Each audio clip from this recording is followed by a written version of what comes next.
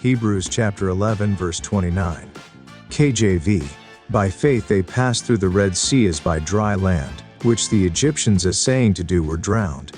I love today's verse. Not only does it describe how Israel was delivered from Egypt, but it describes a sin that many fall into every day.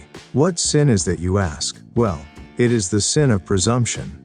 Let's talk this out. Moses, leading the nation out of Egypt to the shore of the Red Sea, called upon God to part the waters.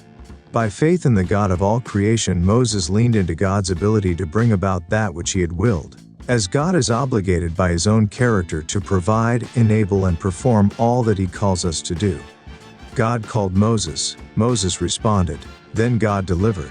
The pursuing Egyptians were commanded by God to let his people go. Not until Egypt, and indeed Pharaoh, were brought low by 10 acts of judgment did they acquiesce. Still not humbled, Pharaoh ordered the pursuit and destruction of God's people. As the Egyptians gathered on the shore of the Red Sea, they presumed God's might would hold the sea back for them as well.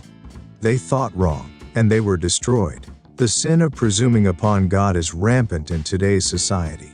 It is a sin not to humble oneself before Almighty God. Presuming that what God has done for others, he is obliged to do the same for you, is a grave error. God is only obligated to perform his perfect will. The three key words here are his perfect will.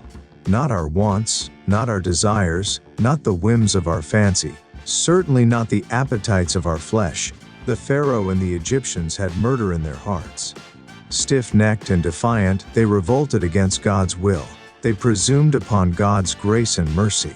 Therefore they paid the ultimate price. James chapter 4 and verse 10 tells us, "Humble yourselves in the sight of the Lord, and he shall lift you up." Doing or acting upon anything else is to presume upon God. It is a grave error. Discipleship on the go at DHBCLV.